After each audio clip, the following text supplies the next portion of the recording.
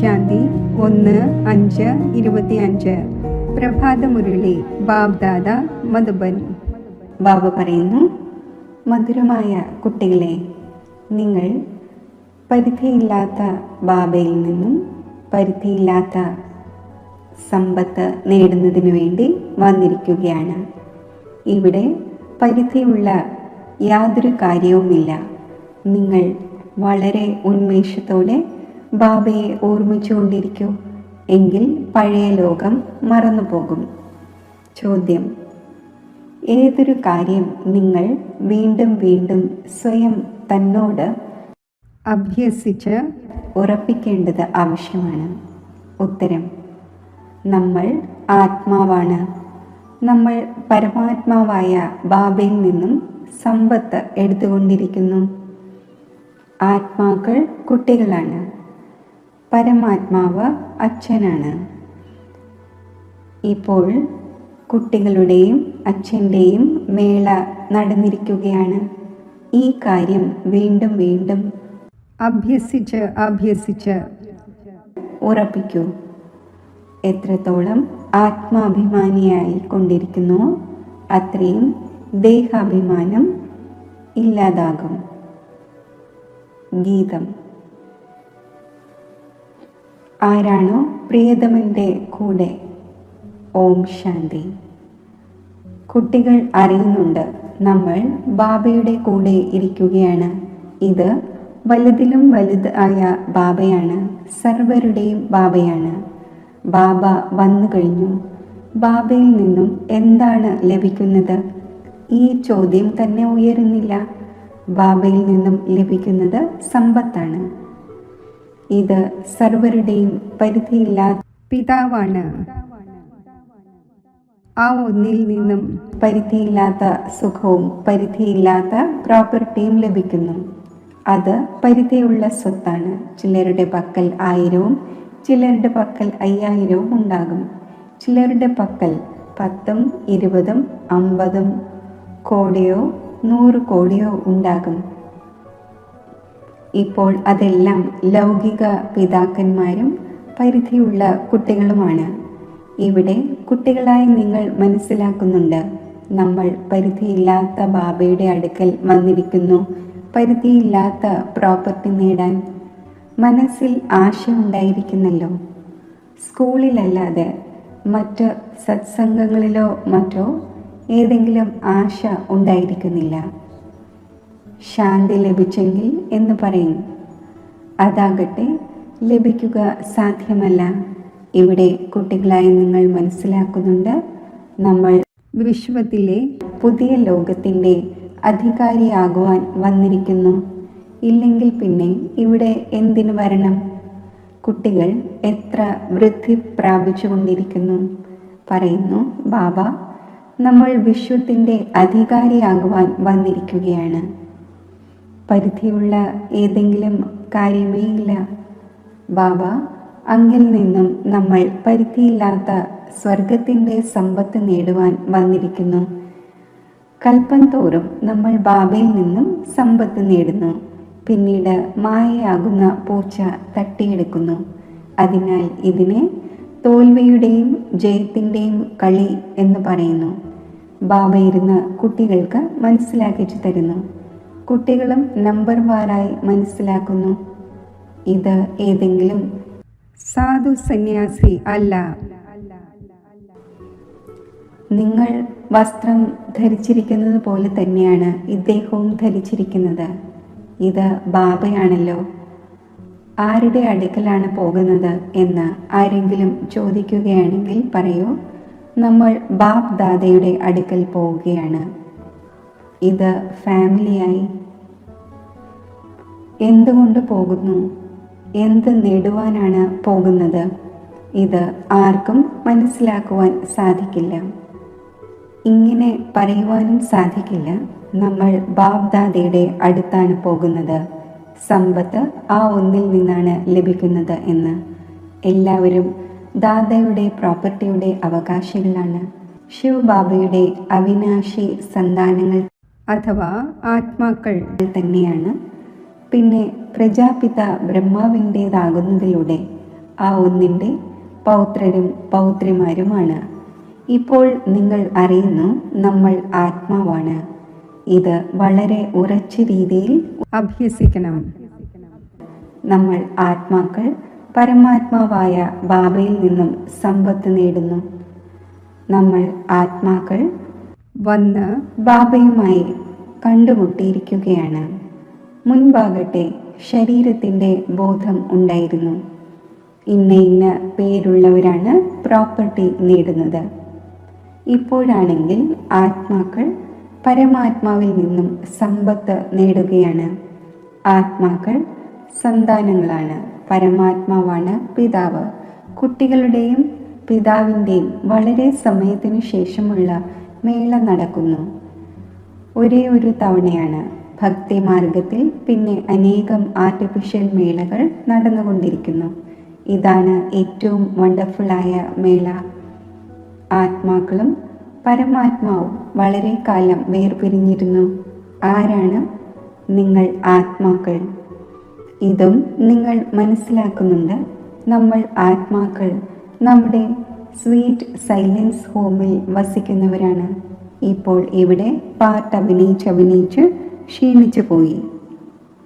അപ്പോൾ സന്യാസിമാരുടെയും ഗുരുക്കന്മാരുടെയും മറ്റും പക്കൽ പോയി ശാന്തി യാചിക്കുന്നു.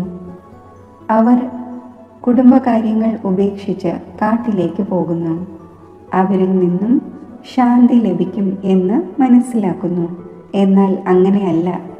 ഇപ്പോഴാണെങ്കിൽ എല്ലാവരും പട്ടണത്തിൽ വന്നിരിക്കുകയാണ്. കാട്ടിലെ ഗുഹകൾ ഒഴിഞ്ഞു കിടക്കുന്നു. ഗുരുവായി ഇരിക്കുകയാണ്. അല്ലാത്ത പക്ഷം അവർ നിവൃത്തി മാർഗത്തിൻ്റെ ജ്ഞാനം നൽകി പവിത്രത പഠിപ്പിക്കേണ്ടതാണ്. ഇക്കാലത്താണെങ്കിൽ നോക്കൂ, വിവാഹങ്ങൾ കഴിപ്പിച്ചു കൊടുത്തുകൊണ്ടിരിക്കുന്നു. കുട്ടികളായ നിങ്ങൾ തൻ്റെ യോഗബലത്തിലൂടെ തൻ്റെ കർമ്മേന്ദ്രിയങ്ങളെ വശപ്പെടുത്തുന്നു. കർമ്മേന്ദ്രിയങ്ങൾ യോഗബലത്തിലൂടെ ശീതളമാകും. കർമ്മേന്ദ്രിയങ്ങളിൽ ചഞ്ചലത ഉണ്ടാകുന്നുവല്ലോ. ഇപ്പോൾ കർമ്മേന്ദ്രിയങ്ങളുടെ മേൽ ജയം നേടണം. യാതൊരു ചഞ്ചലതയും ഉണ്ടാകാത്ത വിധത്തിൽ. യോഗബലത്തിലൂടെ അല്ലാതെ കർമ്മേന്ദ്രിയങ്ങളെ വശപ്പെടുത്തുന്നത് ഇംപോസിബിളാണ്. ബാബ പറയുന്നു, കർമ്മേന്ദ്രിയങ്ങളുടെ ചഞ്ചലത യോഗബലത്തിലൂടെ തന്നെയാണ് ഇല്ലാതാവുക. യോഗബലത്തിന് ശക്തിയുണ്ടല്ലോ. ഇതിൽ വളരെയധികം പ്രയത്നം ഉണ്ടാകുന്നു. മുന്നോട്ട് പോകവേ കർമ്മേന്ദ്രിയങ്ങളുടെ ചഞ്ചലത ഉണ്ടായിരിക്കുകയില്ല. സത്യയുഗത്തിൽ യാതൊരു മോശമായ രോഗവും ഉണ്ടാകുന്നില്ല. ഇവിടെ നിങ്ങൾ കർമ്മേന്ദ്രിയങ്ങളെ വശപ്പെടുത്തിയാണ് പോകുന്നത്. അപ്പോൾ യാതൊരു മോശമായ കാര്യവും അവിടെ ഉണ്ടാകുന്നില്ല. പേര് തന്നെ സ്വർഗം എന്നാണ്. അതിനെ മറക്കുന്നത് കാരണം 1,00,000 വർഷങ്ങൾ എന്ന് പറയുന്നു. ഇപ്പോഴും ക്ഷേത്രങ്ങൾ നിർമ്മിച്ചു കൊണ്ടിരിക്കുന്നു. ലക്ഷക്കണക്കിന് വർഷമായിട്ടുണ്ടെങ്കിൽ പിന്നെ കാര്യങ്ങൾ തന്നെ ഓർമ്മയുണ്ടാകില്ല. ഈ ക്ഷേത്രവും മറ്റും എന്തുകൊണ്ട് നിർമ്മിക്കുന്നു? അവിടെ കർമ്മേന്ദ്രിയങ്ങൾ ശീതളമായിരിക്കുന്നു. യാതൊരു ചഞ്ചലതയും ഉണ്ടായിരിക്കുന്നില്ല. ശിവബാബയ്ക്ക് കർമ്മേന്ദ്രിയങ്ങളില്ല. ബാക്കി ആത്മാവിൽ മുഴുവൻ ജ്ഞാനവും ഉണ്ടല്ലോ. ആ ഒന്ന് ശാന്തിയുടെ സാഗരവും സുഖത്തിൻ്റെ സാഗരവുമാണ്. ലോകത്തുള്ളവർ പറയുന്നു കർമ്മേന്ദ്രിയങ്ങളെ വശപ്പെടുത്തുവാൻ ആകില്ല എന്ന്. ബാബ പറയുന്നു, യോഗബലത്തിലൂടെ നിങ്ങൾ കർമ്മേന്ദ്രിയങ്ങളെ വശപ്പെടുത്തൂ. ബാബയുടെ ഓർമ്മയിലിരിക്കൂ. യാതൊരു നിയമവിരുദ്ധമായ കാര്യവും കർമ്മേന്ദ്രിയങ്ങളിലൂടെ ചെയ്യുവാൻ പാടില്ല. ഇങ്ങനെയുള്ള ലൗലിയായ ബാബയെ ഓർമ്മിച്ച് സ്നേഹത്തിൻ്റെ കണ്ണുനീർ വരണം.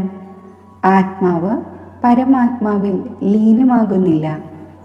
ബാബ ശരീരത്തിൻ്റെ ലോൺ എടുക്കുമ്പോൾ ഒരു തവണ കണ്ടുമുട്ടുന്നു. അപ്പോൾ ഇങ്ങനെയുള്ള ബാബയോടൊപ്പം എത്ര സ്നേഹത്തോടെ നടക്കേണ്ടതാണ്. ബാബയ്ക്ക് അതായത് ബ്രഹ്മ ബാബയ്ക്ക് ഉത്സാഹം വന്നുവല്ലോ. ആഹാ, ബാബ വിശ്വത്തിൻ്റെ അധികാരിയാക്കുകയാണ്. പിന്നെ ഈ ധനം സമ്പത്ത് എന്തു ചെയ്യുവാൻ? എല്ലാം ഉപേക്ഷിക്കൂ. ഉന്മത്തവരായവരുണ്ടല്ലോ, അതേപോലെ എല്ലാവരും പറയാൻ തുടങ്ങി, ഇദ്ദേഹത്തിന് ഇരുന്നിരുന്ന് എന്താണ് സംഭവിച്ചത്? തൊഴിലും മറ്റും ഉപേക്ഷിച്ചു വന്നിരിക്കുന്നു. സന്തോഷത്തിൻ്റെ രസം കയറി, സാക്ഷാത്കാരം ഉണ്ടാകുവാൻ തുടങ്ങി. രാജപദവി ലഭിക്കേണ്ടതുണ്ട്. പക്ഷേ എങ്ങനെ ലഭിക്കും? എന്തുണ്ടാകും? ഇതൊന്നും തന്നെ അറിയില്ല. ലഭിക്കേണ്ടതുണ്ട് അത്രമാത്രം. ആ സന്തോഷത്തിൽ സർവ്വതും ഉപേക്ഷിച്ചു. പിന്നെ പതുക്കെ പതുക്കെ ജ്ഞാനം ലഭിച്ചുകൊണ്ടിരിക്കുന്നു. കുട്ടികളായ നിങ്ങൾ ഇവിടെ സ്കൂളിൽ വന്നിരിക്കുകയാണ്. എയിം ഓബ്ജക്റ്റ് ഉണ്ടല്ലോ. ഇത് രാജയോഗമാണ്. പരിധിയില്ലാത്ത ബാബയിൽ നിന്നും രാജപദം നേടുവാൻ വന്നിരിക്കുന്നു. ബാബ വന്ന് നമ്മുടെ ദുഃഖം ഹരിക്കൂ, സുഖം നൽകൂ എന്ന് ആരെ ഓർമ്മിച്ചിരുന്നുവോ ആ ഒന്നിൽ നിന്നും നമ്മൾ പഠിക്കുകയാണ് എന്ന് കുട്ടികൾക്കറിയാം. പെൺകുട്ടികൾ പറയുന്നു, നമുക്ക് കൃഷ്ണനെ പോലെ കുട്ടിയെ ലഭിച്ചുവെങ്കിൽ എന്ന്. കൃഷ്ണനെ വൈകുണ്ഠത്തിലായിരിക്കുമല്ലോ ലഭിക്കുക. കൃഷ്ണൻ വൈകുണ്ഠത്തിലാണ്. കൃഷ്ണനെ നിങ്ങൾ ഊഞ്ഞാലാട്ടുന്നു.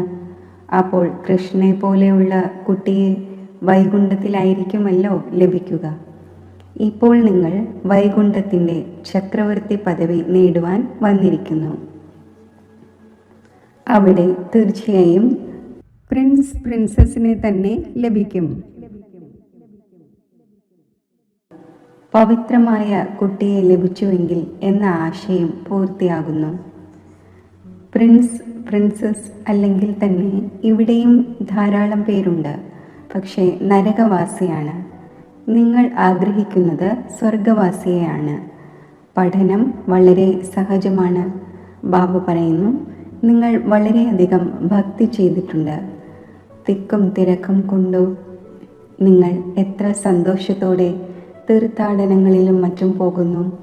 അമർനാഥിൽ പോകുന്നു. ശങ്കർ പാർവതിയെ അമരകഥ കേൾപ്പിച്ചു എന്ന് മനസ്സിലാക്കുന്നു.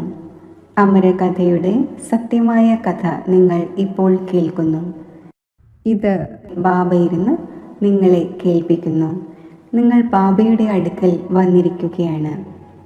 ഇത് ഭാഗ്യശാലി രഥമാണ് എന്നറിയാം.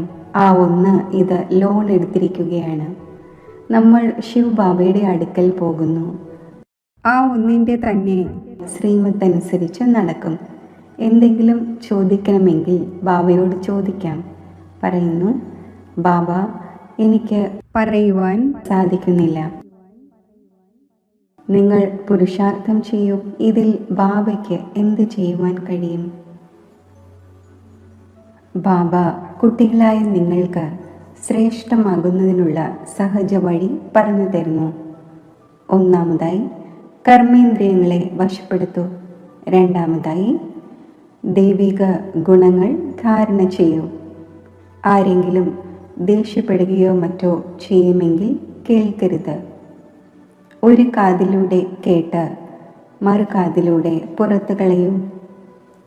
ഇഷ്ടം തോന്നാത്ത ഈവിൾ കാര്യങ്ങൾ എന്താണോ അവ കേൾക്കാനേ പാടില്ല. നോക്കൂ, പതി ക്രോധിക്കുന്നുവെങ്കിൽ, അടിക്കുന്നുവെങ്കിൽ എന്തു ചെയ്യണം?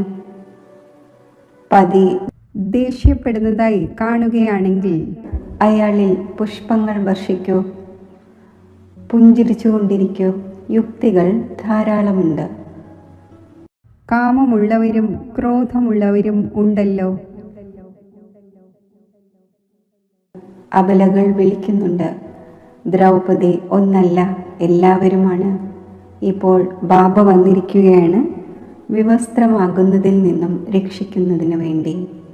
ബാബ പറയുന്നു, ഈ മൃത്യുലോകത്തിൽ ഇത് നിങ്ങളുടെ അന്തിമ ജന്മമാണ്. ഞാൻ കുട്ടികളായ നിങ്ങളെ ശാന്തിധാമത്തിലേക്ക് കൊണ്ടുപോകാൻ വന്നിരിക്കുന്നു. അവിടെ പതീത ആത്മാവിന് പോകുവാൻ സാധിക്കില്ല. അതിനാൽ ഞാൻ വന്ന് എല്ലാവരെയും പാവനമാക്കി മാറ്റുന്നു.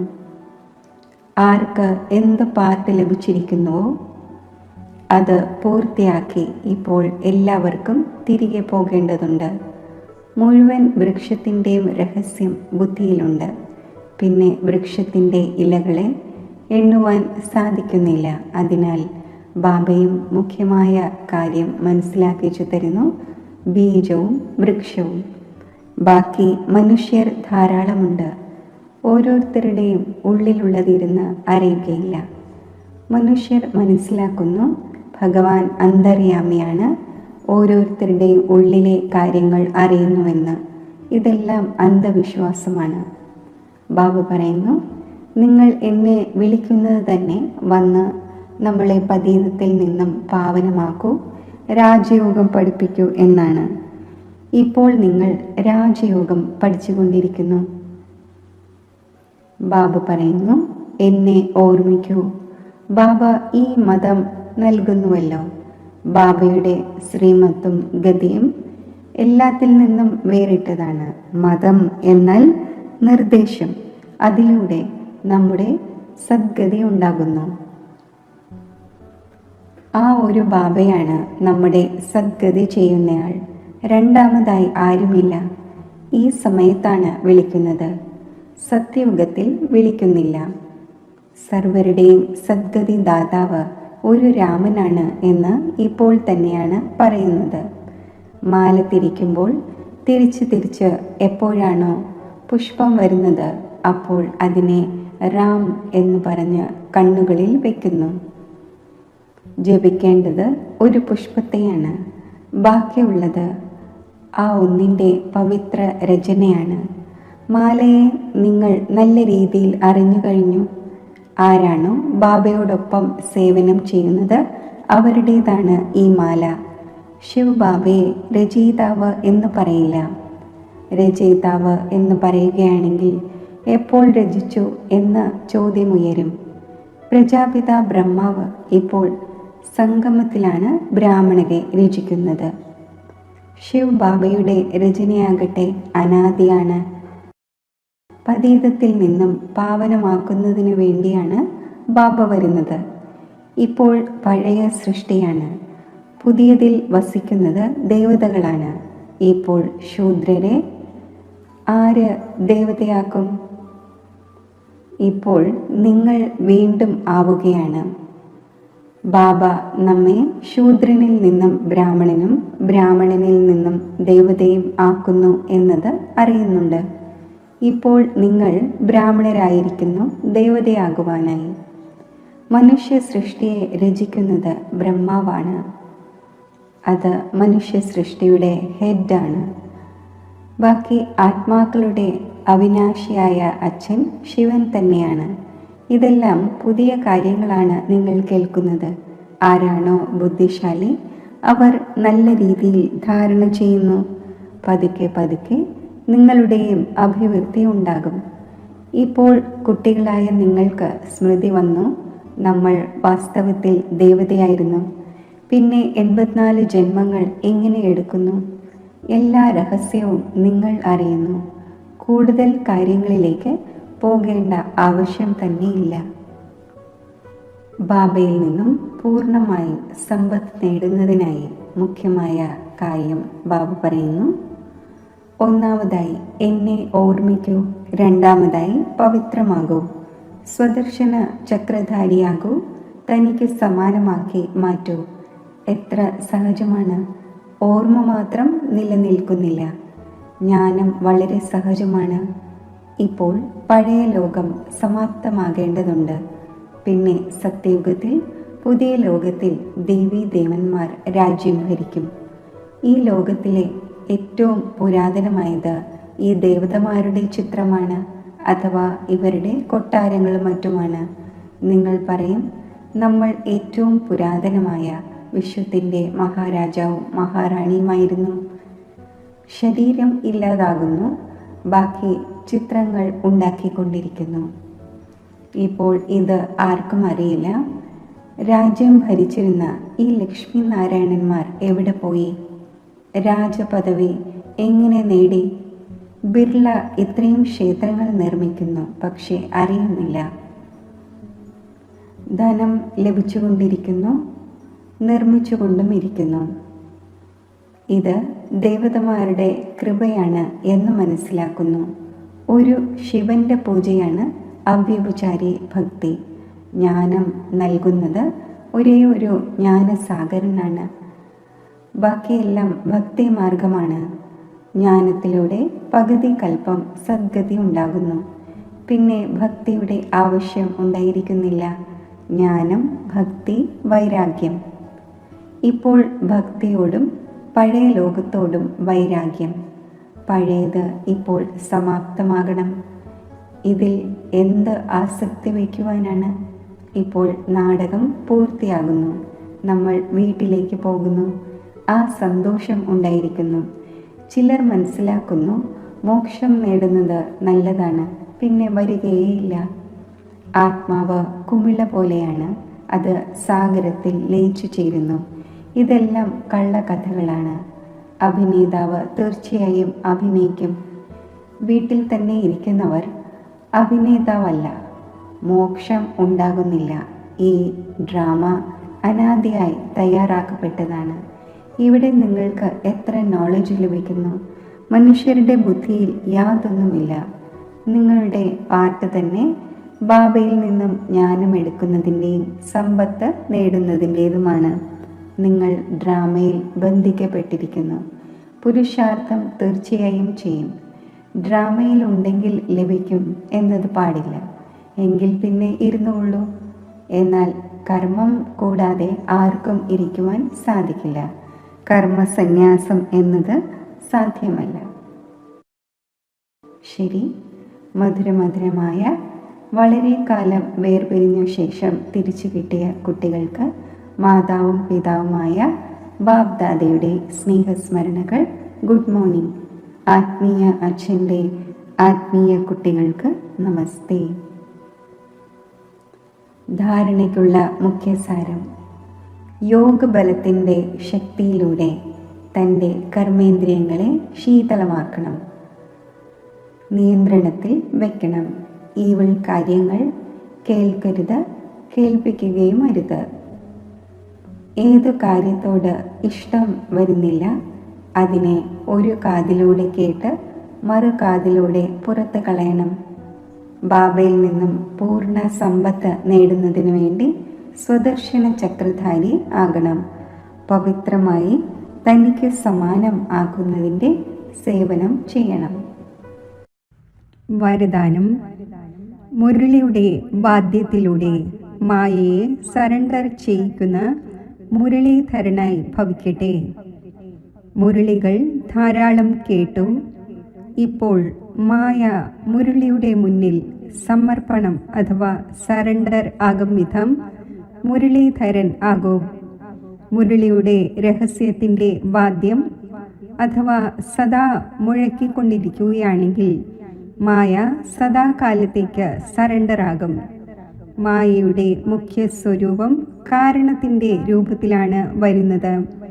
എപ്പോഴാണോ മുരളിയിലൂടെ കാരണത്തിൻ്റെ നിവാരണം ലഭിക്കുന്നത്, അപ്പോൾ മായ സദാകാലത്തേക്ക് സമാപ്തമാകും.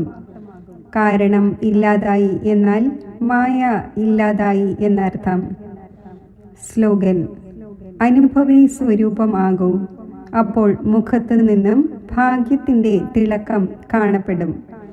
അവ്യക്ത സൂചന: ആത്മീയ റോയൽറ്റിയുടെയും പ്യൂരിറ്റിയുടെയും പേഴ്സണാലിറ്റി ധാരണ ചെയ്യൂ. സംഗമയോഗി ബ്രാഹ്മണ ജീവിതത്തിൻ്റെ വിശേഷത പവിത്രതയാണ്. പ്രവൃത്തിയിൽ കഴിയവേ അപവിത്രതയിൽ നിന്നും നിവൃത്തമായിരിക്കണം. സ്വപ്നത്തിൽ പോലും അപവിത്രതയുടെ സങ്കല്പത്തിൽ നിന്നും മുക്തമായിരിക്കണം. ഇതുതന്നെയാണ് വിശ്വത്തെ ചലഞ്ച് ചെയ്യുന്നതിൻ്റെ ഉപാധി. ഇതുതന്നെയാണ് ബ്രാഹ്മണരായ താങ്കളുടെ ആത്മീയ റോയൽറ്റിയും പേഴ്സണാലിറ്റിയും. ഓം ശാന്തി.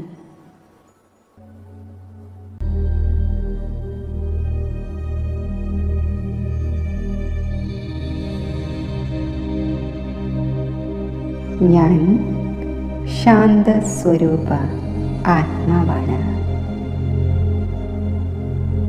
ശാന്തത എൻ്റെ നൈസർഗിക ഗുണമാണ്.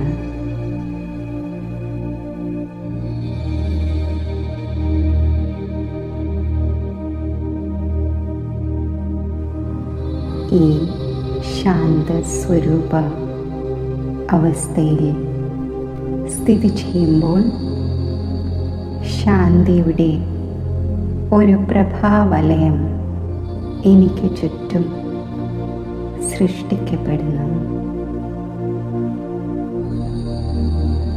എന്നിൽ നിന്നും ശാന്തിയുടെ പ്രകാശവീചികൾ നാനാ ദിശകളിലേക്കും വ്യാപിച്ചുകൊണ്ടിരിക്കുന്നു.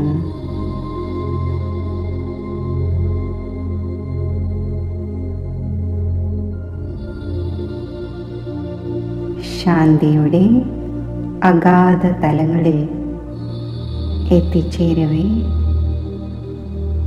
അലൗകികമായ ആത്മസംതൃപ്തിയുടെ അവസ്ഥയിൽ ഞാൻ സ്ഥിതി ചെയ്യുന്നു.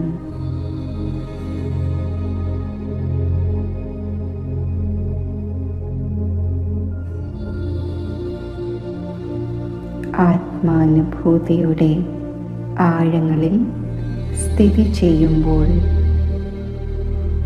ശിവബാബയുടെ ദിവ്യ സാന്നിധ്യം എനിക്ക് അനുഭവപ്പെടുന്നു.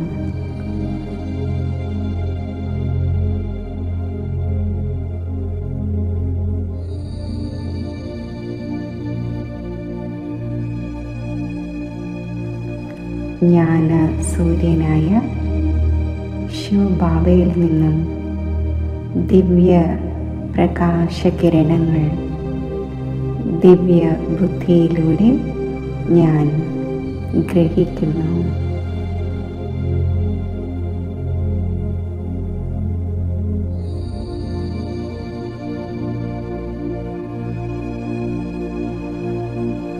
ശാന്തിയുടെയും പവിത്രതയുടെയും ശക്തി എന്നിൽ നിറയുന്നു.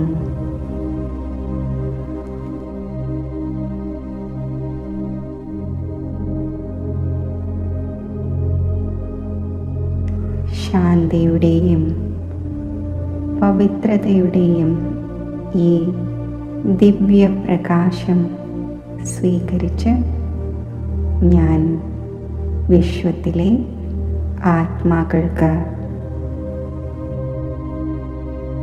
ദാനം ചെയ്യുന്നു.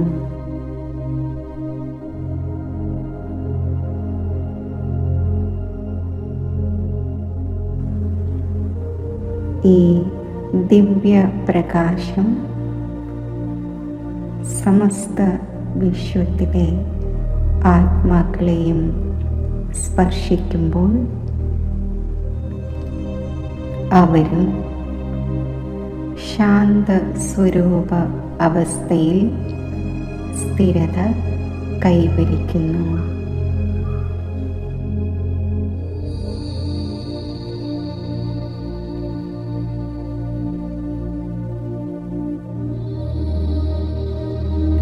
ശാന്തിയുടെ സാഗരമായ ശിവപരമാത്മാവുമായി മാനസികമായി സംയുക്തമായിരുന്ന് ശാന്തിയുടെ കിരണങ്ങൾ വിശ്വമാകെ പ്രസരിപ്പിക്കുമ്പോൾ വിശ്വം മുഴുവനും പരമാത്മാ ശാന്തിയുടെ പ്രഭാവത്താൽ ശാന്തിയാകുന്ന ഗുണത്താൽ സമൃദ്ധമാകുന്നു.